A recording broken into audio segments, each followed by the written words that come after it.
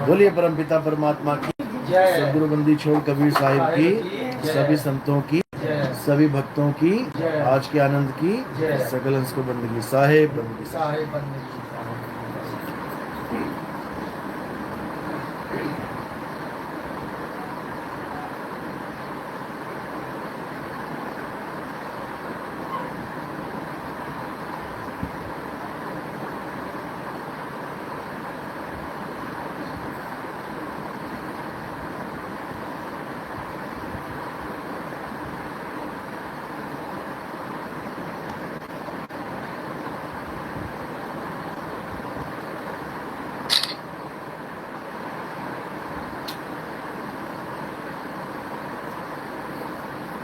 तो आज सहारनपुर में परमात्मा के मूल ज्ञान का प्रचार हो रहा है।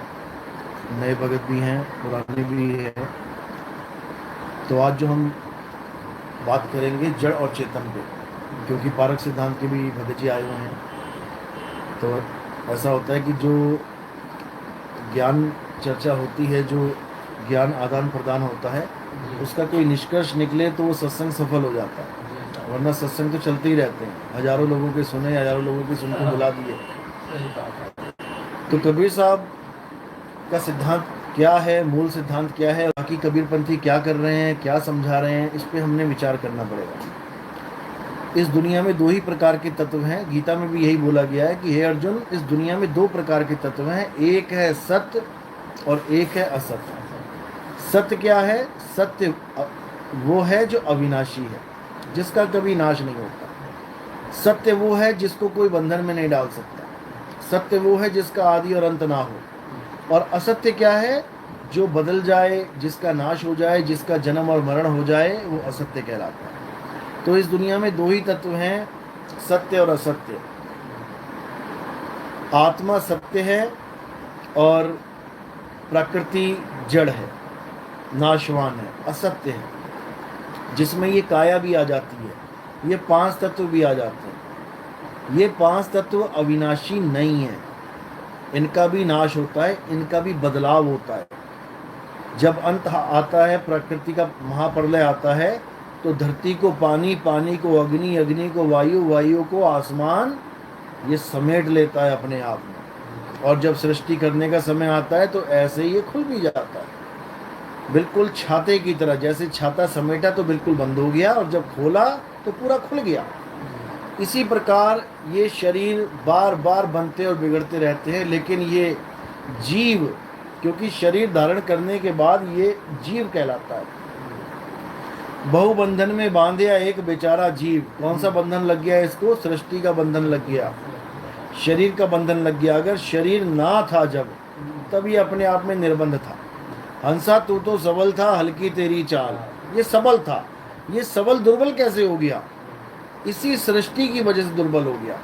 इसने मिट्टी का चमड़ा, मिट्टी का शरीर ओढ़ लिया, अब अपने आप को आदमी और औरत मानने लगा, जबकि ये आदमी और औरत नहीं है। ये आदमी और औरत क्या है? ये इसका लिबास मात्र है। लिबास पहन के अपने आप को आदमी, औरत, लक्ष्य 84 में कुत्ता, बिल्ली, हाथी, घोड़ा मानने लग गया, शेर समझने लग गया, अपने आप को हिरण के पीछे भागने लग गया। यही होता आया है, यही होता रहेगा जब तक ये अपने मूल स्वरूप को नहीं जान लेता। मूल स्वरूप क्या है? आत्म सत्ता ही हमारा मूल स्वरूप है, जिसको कबीर साहब ने कहा है कि जीव हमारे अज्ञानता का नाम है। हम अपने आप को जीव कब कहते हैं? जब हम अज्ञानता में होते हैं, जब हम बंधन में होते हैं, और जब हम भक्ति करके कुछ प्राप्ति करते हैं, तब हम ब्रह्म अवस्था में आ जाते हैं। यानी कि हम लेवल में तो थोड़ा ऊपर हो गए, लेकिन मुक्त अवस्था में नहीं आए। ब्रह्म से जो ऊपर पार ब्रह्म अवस्था है, जो हमारा शुद्ध चैतन्य आत्म स्वरूप है, जीव और ब्रह्म स्वरूप नहीं। इन दोनों का कबीर साहब ने खंडन किया है। जीव का खंडन कैसे किया कि बहुबंधन में बांधे एक बेचारा जीव, केवल छूटे आपने जो न छुड़ाए पीव। अब ये पीव कौन है और जीव कौन है? एक ही दोहे में दोनों का खुलासा करेंगे। जीव वो है जो बंधन में है, जो अपने आप को आदमी, औरत, बूढ़ा, जवान, बच्चा मान के बैठा है, वो जीव अवस्था में है। तो वो अमर, ईश्वर अंश, जीव अविनाशी, लेकिन भटकता रहेगा। जीव सोई जो जुग जुग जीवे, उत्पत परलय माही। रहेगा तो वो हमेशा उत्पत परलय माही। उत्पत परलय का मतलब क्या है? यही है उत्पत परलय। ये शरीर की उत्पत्ति, शरीर का परलय। और शरीर में बैठा जीव अपने आप को भूल जाता है कि मैं कौन हूं। ये अपने आप को शरीर ही मानने लग जाता है। इसकी मान्यता शरीर की, देही की हो जाती है। अब जो अपने आप को शरीर मान रहा है वो 100% एक दिन मरेगा। क्योंकि जब अपने आप को काया ही मान ली तो काया तो खत्म होगी। अब अपने आप को अगर वो जीव भी मान ले, क्योंकि जीव का भी कोई रंग रूप रेख नहीं है, तब भी वो अपने आप को अमर बोल सकता है कि मैं अविनाशी हूं। लेकिन कोई भी जीव अपने आप को शरीर से अलग मान ही नहीं रहा है। अब जीव से ऊपर जो अवस्था बन जाती है वो ब्रह्म अवस्था होती है। ब्रह्म अवस्था किसकी होती है? जितने भी आपको 9 नाथ 84 सिद्ध जितने भी दिख रहे हैं, जो परमात्मा के नाम पे बैठे हुए हैं लेकिन मुक्ति को प्राप्त नहीं कर पा रहे हैं, वो कहाँ जा रहे हैं? वो सब बीच में अटक जाते हैं ब्रह्म अवस्था में। तो ब्रह्म के लिए जिन्होंने ब्रह्म अवस्था प्राप्त करी उनको भी लताड़ा कबीर साहब ने क्या बोला? बोले ब्रह्म बड़ा की जहां से आया, वेद बड़ा की जिन निर्माया, ई मन बड़ा की जही मन माना, राम बड़ा की राम ही जाना, भ्रम भ्रम कबीरा फिरे उदास, तीरथ बड़ा या तीरथ का दास। ये ब्रह्म अवस्था भी वो अवस्था नहीं है जहां सृष्टि खत्म हो जाए। ये ब्रह्म के द्वारा ही सृष्टि का बैक लगता है, वापस सृष्टि में आता है जीव।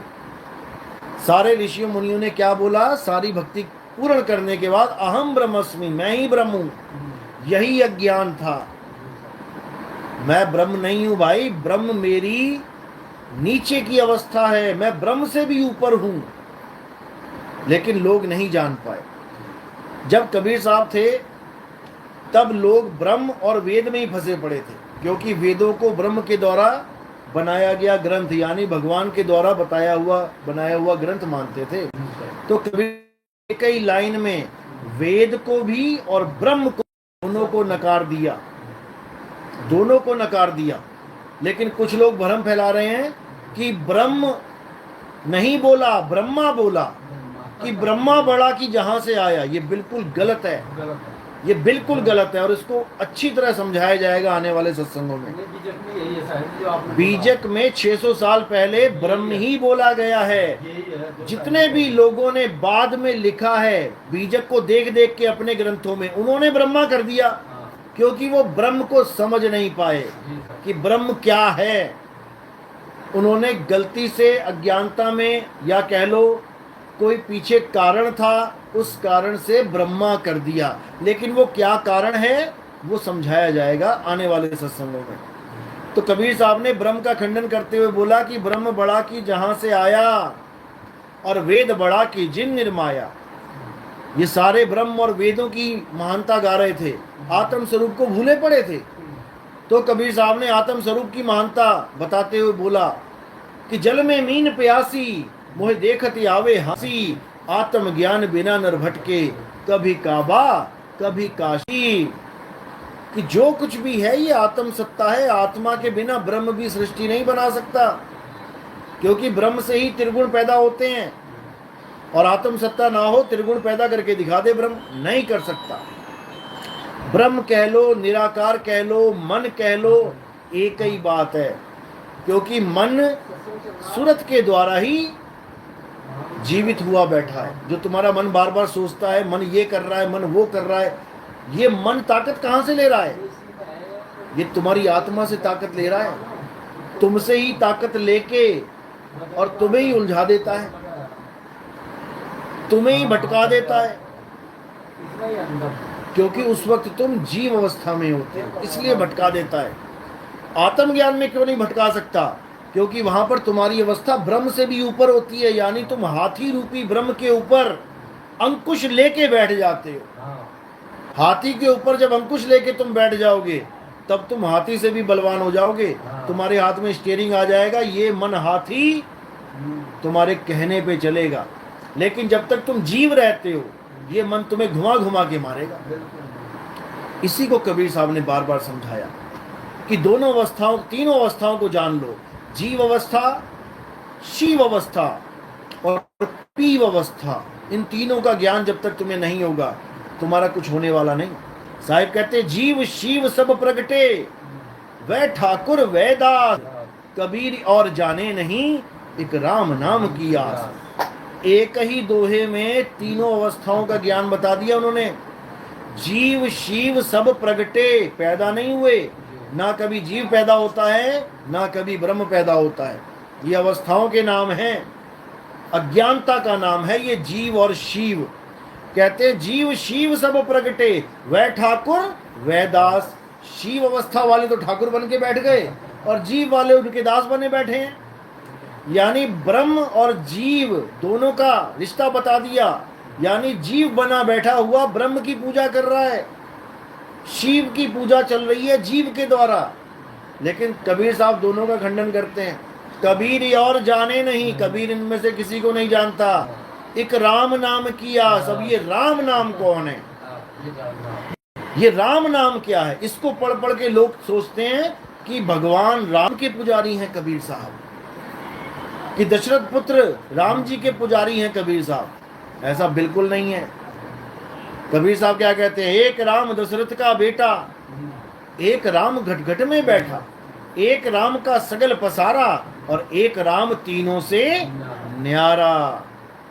अब इस दोहे को सुना के भी मूर्ख बनाने वाले बैठे हैं कई, कहते हैं चारों राम एक ही हैं, चारों राम एक ही हैं। अब उनको कोई ये पूछे कि एक राम तीनों से न्यारा, न्यारे का क्या मतलब होता है?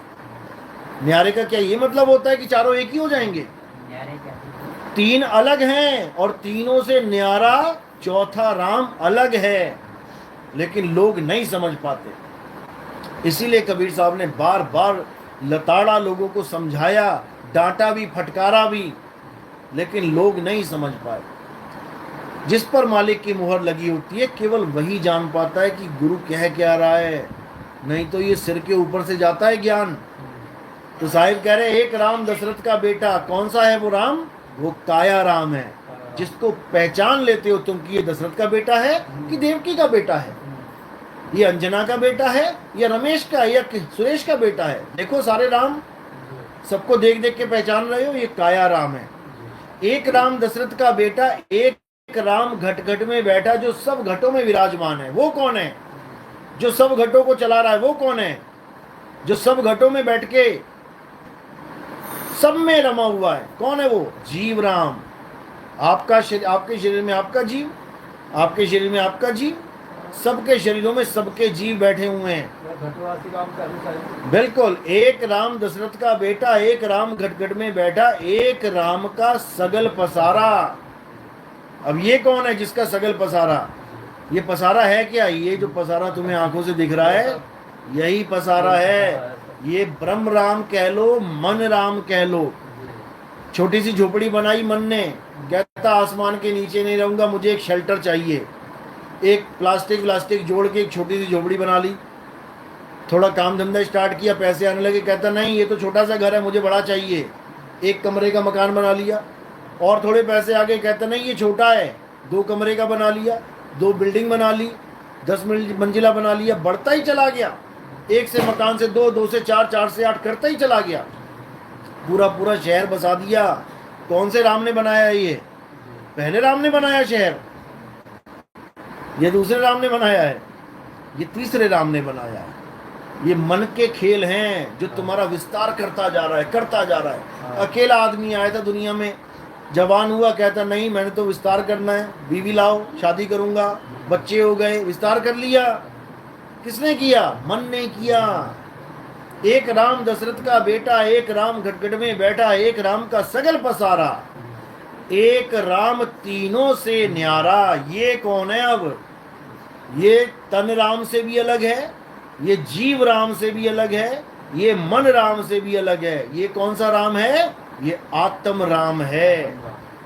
हमारी मुक्त अवस्था, जिस अवस्था में हम थे, जिसको बोला जहिया जन्म मुक्ता हता और तहिया हता ना कोई, छठी तुम्हारी है जगह, तू कहां चला भिगोए।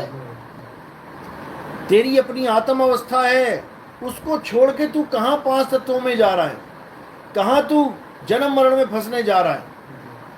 तो वहां से उतरते ही ये जीव बना बैठा है यहाँ पर। अब इस जीव की मुक्ति तभी होगी जब इसको कोई भेदी गुरु मिल जाएगा। भेदी गुरु किसका भेद बताएगा? अपने आत्म स्वरूप का भेद बताएगा, ना कि कोई मंत्र देगा, जंत्र देगा, तंत्र देगा। जो जंत्र मंत्र तंत्र देगा वो अज्ञानी गुरु, वो समझ लो फंसाने वाला गुरु है। और जो तुम्हें आत्म ज्ञान देगा, तुम्हारे स्वरूप का ज्ञान देगा, जीव स्वरूप का नहीं। जीव स्वरूप तुम्हारा नहीं है, जीव स्वरूप अज्ञान का है। एक डॉक्टर शराब पी के नाली में पड़ा है, तो उस वक्त तो डॉक्टर है कि शराबी है? शराबी है, डॉक्टर नहीं है। उसको शराबी का ज्ञान हटा के और डॉक्टर का ज्ञान दोबारा बता के उसको सीट पे बैठाना है और लोगों की शराब छुड़वाएगा वो। उसको कहते हैं आत्म अवस्था। और जो नाली में पड़ा है वो है जीव अवस्था। देखो सुअर पड़ा है कि नहीं नाली में, तो ये जीव ही तो है। जीव अलग है, आत्म अवस्था अलग है, लेकिन लोग नहीं समझ पा रहे। लोग जीव को ही सत्य मान के बैठे हुए हैं। तो यही कबीर साहब समझा रहे हैं, लेकिन इस मत को कोई जान नहीं पाता। ये आत्मा का खंडन कर रहे हैं लोग कि आत्मा कुछ नहीं होती। अच्छा, आत्मा कुछ नहीं होती। और कबीर साहब ने, संतों ने वाणियों में इतना आत्म राम का जिक्र कर रखा है, वो क्या है फिर? जीव को तो 84 का गुलाम बता रखा है। जग में जीव अनंत न जाने पीव को, बहुत कहा समझाए 84 के जीव को। जीव को ही सर्वे सर्वा मान के बैठ गए हैं, यही अज्ञान है। और जो जीव को सर्वा सर्वे मानेगा वो जीव ही होके आएगा। जहां आशा तहां वासा हुई, और वाह को रोक सके ना कोई, उसको कोई नहीं रोक सकता। इसलिए कबीर साहब समझा रहे हैं कि ये मनुष्य, ये तेरा आखिरी जन्म है। अगर इस जन्म में तूने होशियारी नहीं दिखाई, तूने विवेक बुद्धि बल नहीं बढ़ाया अपना, तो तू दोबारा से उसी 84 में चला जाएगा। कोई बचाने वाला नहीं। 184 भटक के पौ पे अटके आए, अब की पासा ना पड़ा तो फिर 84 जाए। पासा क्या है? पासा है तुम्हारा सतनाम, तुम्हारा सच्चा नाम। अगर सच्चा नाम नहीं लिया इस बार, तो समझो कि अब दोबारा जाने की तैयारी करो, कोई बचाने वाला नहीं है। इसलिए कबीर साहब ने सतनाम की महिमा गाई है। साहिब कह रहे सतनाम है सार, बूझो संत विवेक करी, उतरो भवजल पार। सतगुरु का उपदेश यही। सत्य नाम है सार। इस दुनिया में दो ही तत्व हैं, सार असार। सतगुरु ऐसा चाहिए जैसा सूप सुहाए, और सार सार तो गही रहे, थोथा दे उड़ाए। थोथे में क्या आता है? ये काया, ये माया, 3 गुण, 25 प्रकृति, ये सारा जितना भी मन माया का खेल है, ये सब थोथा है। ये 5 तत्वों की दुनिया थोथा है। ये मंदिर मस्जिद गुरुद्वारे जितने भी हैं, जो जड़ हैं, जो इंसान बना रहा है, वो थोथा है। सत्य क्या है? आत्मा ही सत्य है। हे अर्जुन, ये आत्मा ही सत्य है। ये अपरिवर्तनशील है, ये कभी बदलती नहीं है, ये कभी जन्म और मरण में भी नहीं आती। जो अपनी आत्मा को इसी जन्म में जान लेते हैं, वो इस जन्म मरण से मुक्त हो जाते हैं। और जो अपने जीवन काल में आत्मा को नहीं जान पाते, वो नाना प्रकार की योनियों में भ्रमण करते हैं। कुत्ता, बिल्ली, हाथी, घोड़ा, सुअर, क्या क्या बनना पड़ेगा तुम सोच भी नहीं सकते। इसलिए केवल और केवल आत्मज्ञान, और आत्मज्ञान का नाम है सतनाम। जो बाबा नानक कहते हैं सतनाम वाहे गुरु, यानी उस गुरु ने मुझे सतनाम दे दिया। वाह मेरे गुरु, क्या चीज दे दी मुझे। वही भूली हुई वस्तु है जिसको एक पारखी गुरु तुम्हें याद करवाएगा। तो यही समझा रहे हैं कि सतनाम के बिना ये नर 84 में भटकेगा।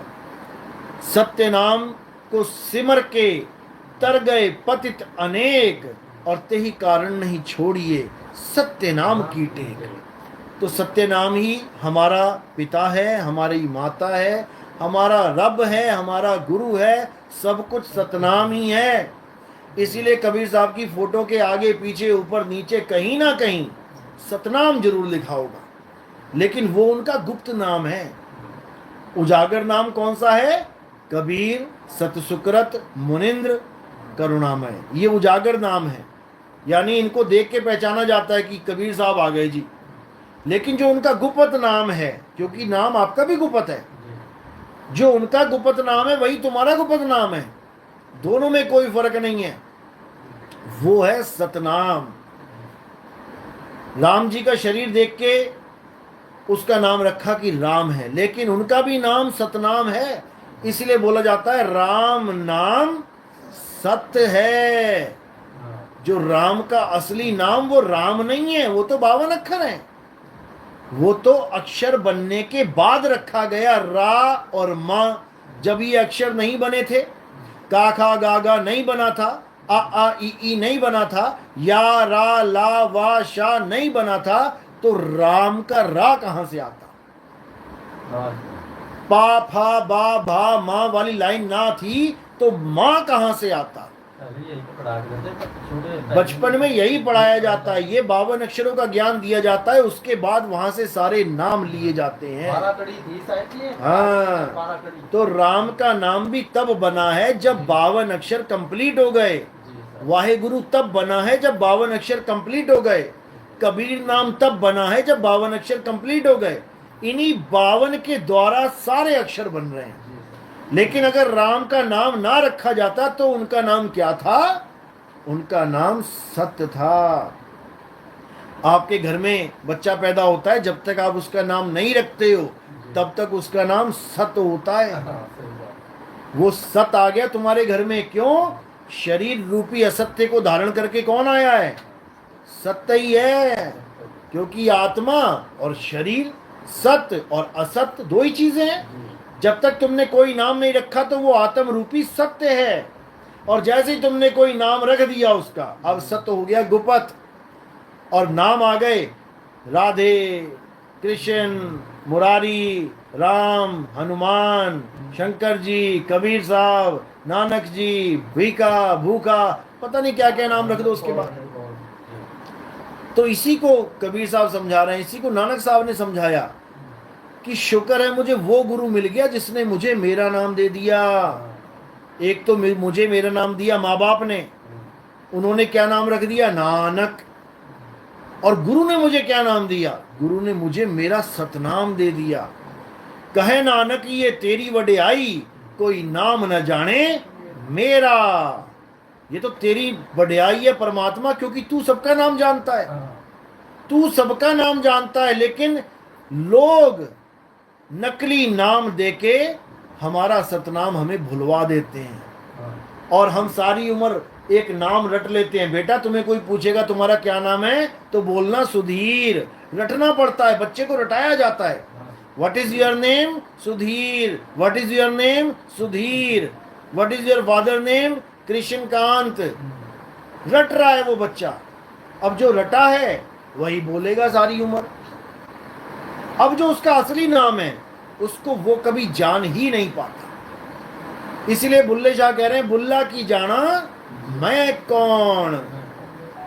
मैं कभी नहीं जान पाता कि मैं कौन हूं। मैं तो अपने आप को बुल्ला मान के बैठ गया, जबकि बुल्ला तो दुनिया वालों ने मुझे नाम दिया है। जो मेरा असली नाम है वो सत्य है, इसी को समझना है।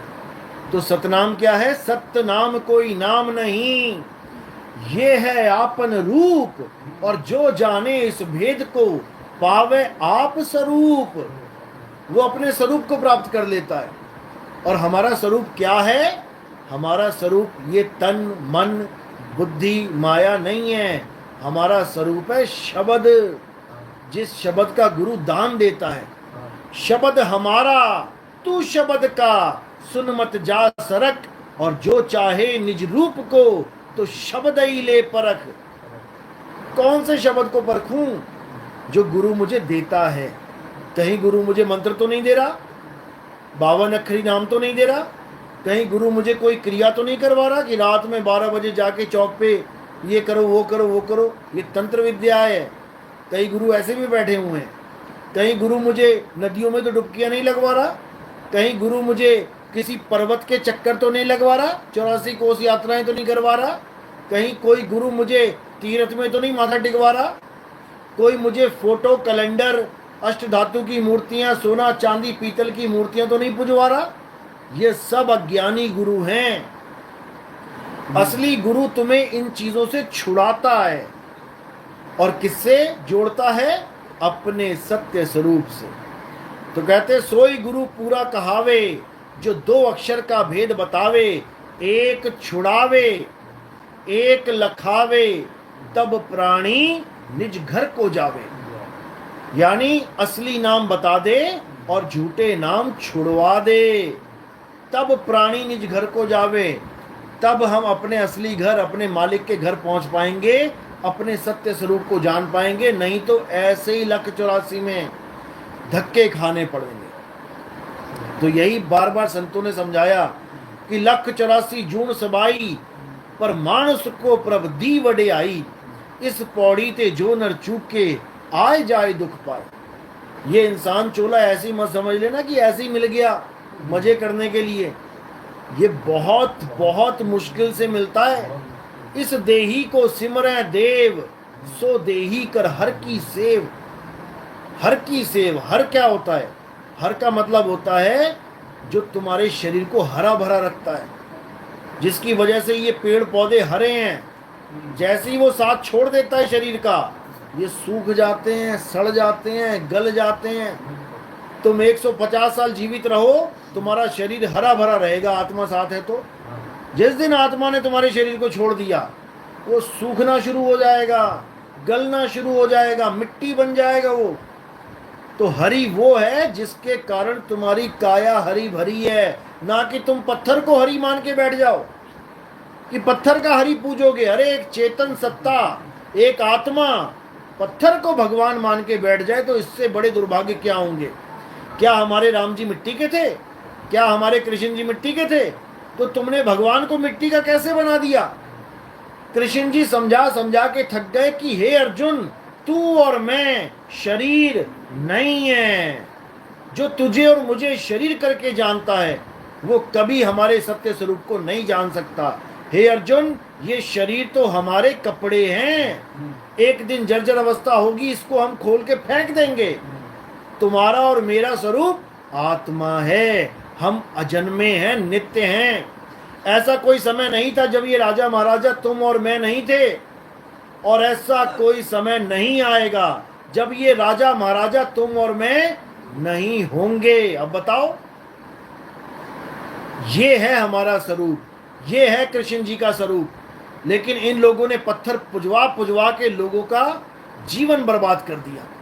तो कबीर साहब कहते हैं, पाथर पूजे हरी मिले, और तो मैं पूजूं पहाड़, और वासे ये चाकी भली, जो पीस खाए संसार। अगर पत्थर कोई भगवान मानना है तो उस चक्की को मानो, जिसके कारण तुम्हारे बच्चों के मुंह में रोटी जा रही है। नहीं तो बकरी की तरह तुम दाने चबाओगे क्या? अगर पत्थर कोई भगवान मानना है तो चक्की सबसे बड़ा भगवान है, जिसकी वजह से तुम टाइम पे ऑफिस जा रहे हो खाना पीना खा के। तो सबसे बड़ा वही पत्थर है। लेकिन लोग नहीं समझ पा रहे हैं, असली चीज को धुतकार देते हैं और नकली को पकड़ लेते हैं। चाहिए उन्हें घी, लेकिन दूध को नाली में फेंक देते हैं। कहते हैं ये घी नहीं है, हमें तो घी चाहिए। अरे मेरे भाई, उसी में घी छुपा है, उसी दूध में घी छुपा है जिसको तुम छोड़ रहे हो। यानी आत्मा को तो जान नहीं रहे हो, जिसमें परमात्मा का वास है, और पत्थर को पकड़ के बैठे हो। तो साहिब कह रहे,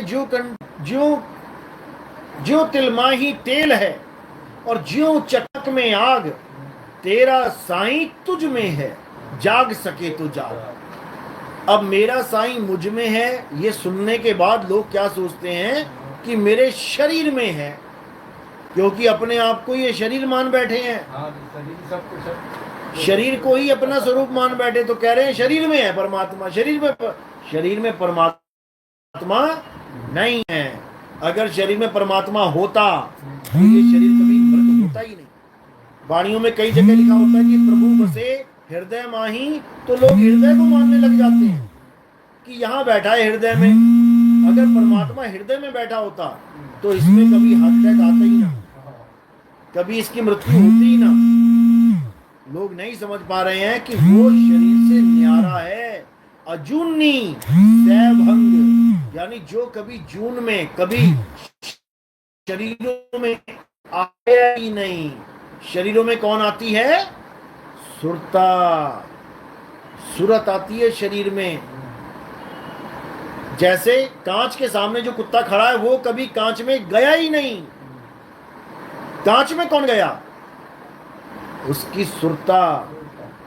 और कांच में जो दूसरा कुत्ता दिख रहा है वो क्या है? उसी का प्रतिबिंब।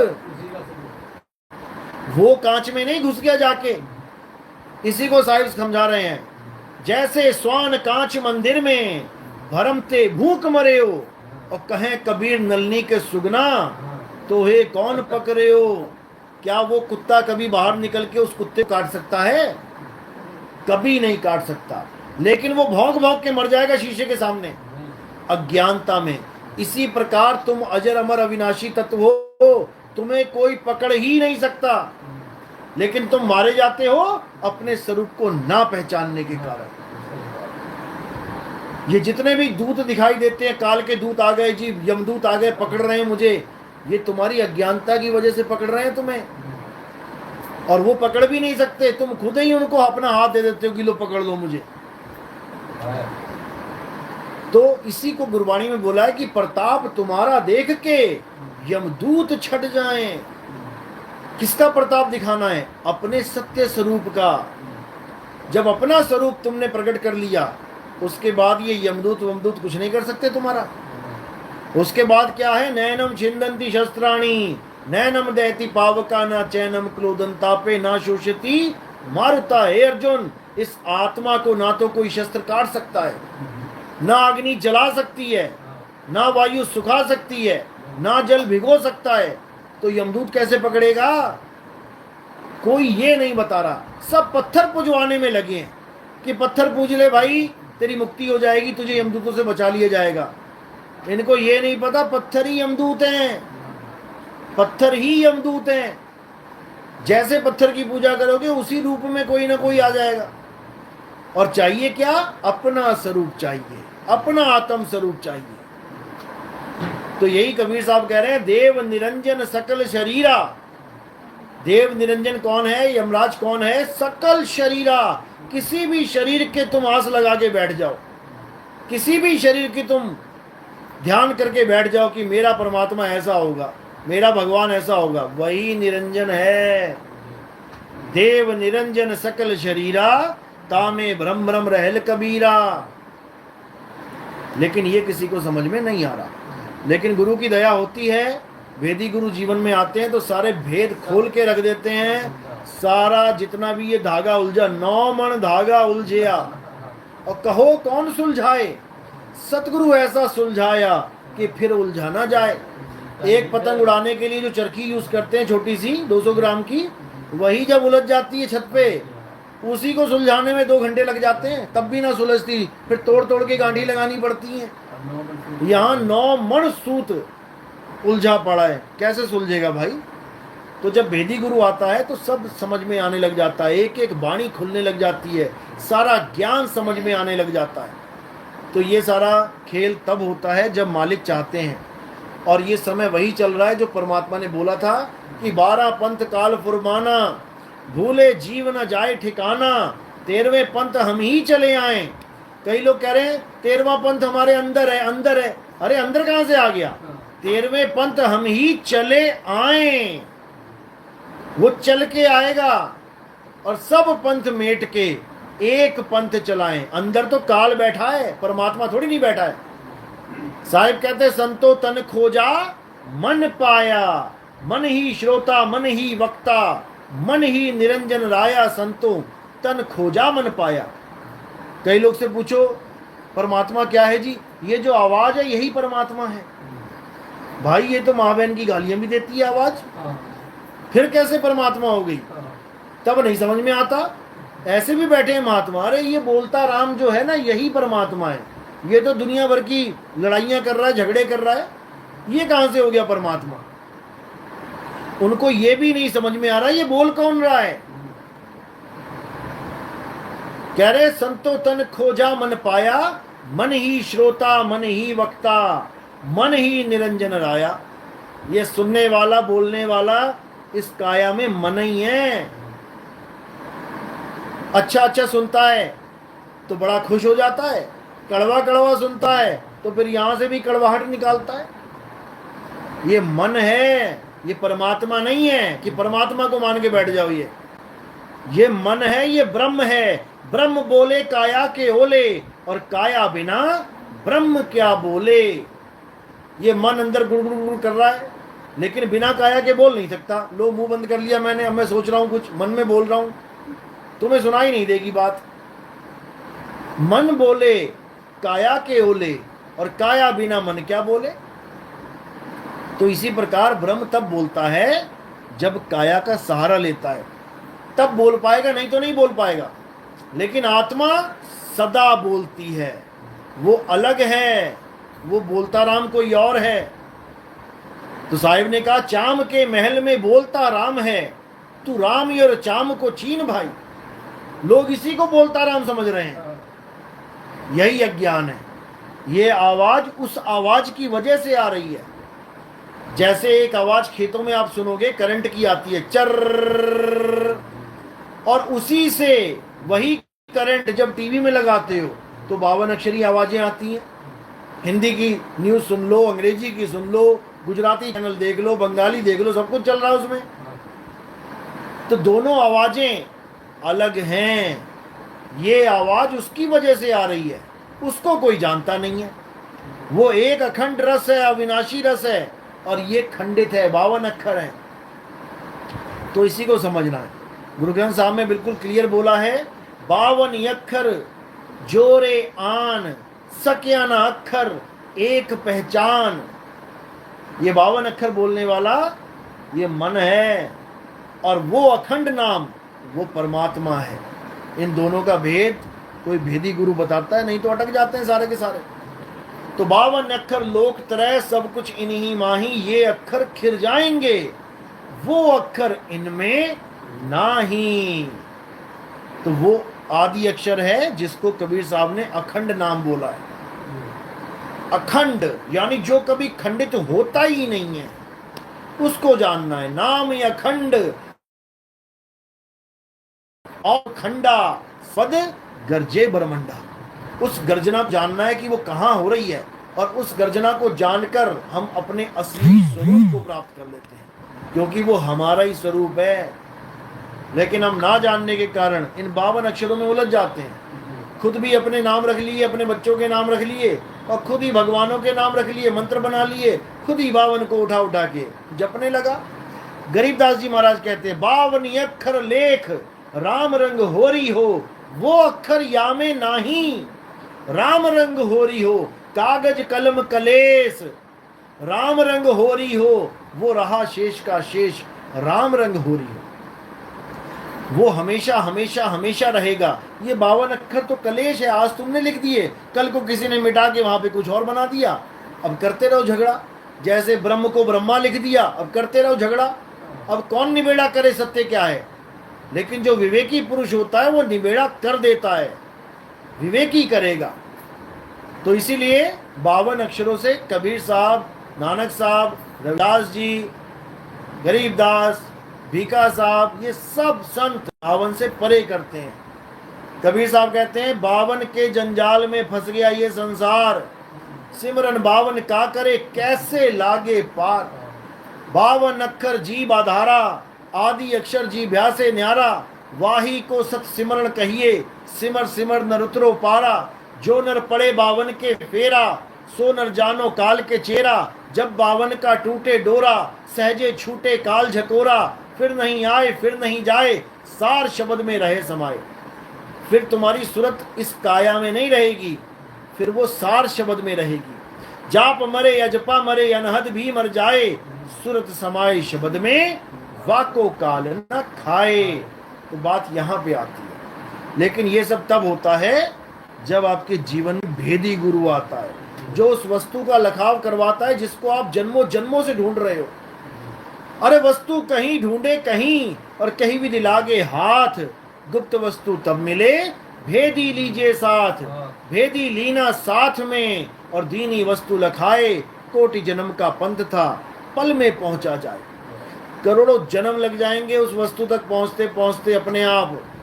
लेकिन भेदी गुरु मिला तो वस्तु के साथ तुम्हारा कनेक्शन साथ के साथ होना शुरू हो। तो यही है भेदी गुरु। महिमा। चलो आज का सत्संग ही समाप्त करते हैं, और जो दूसरी दीक्षा है वो आपको प्रदान कर देते हैं, उसके बाद आरती हो जाएगी। साईं बंदगी सतनाम।